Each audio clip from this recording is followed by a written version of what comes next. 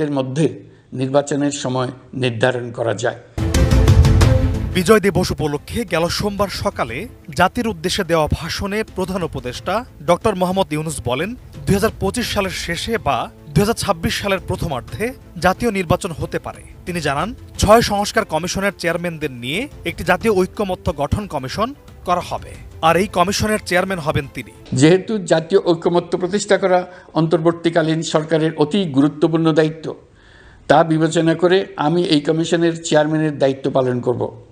আমার সাথে এই কমিশনের সহসভাপতির দায়িত্ব পালন করবেন অধ্যাপক আলী রিয়াজ। কমিশন প্রয়োজন মনে করলে নতুন সদস্য কোঅপ্ট করতে পারবে।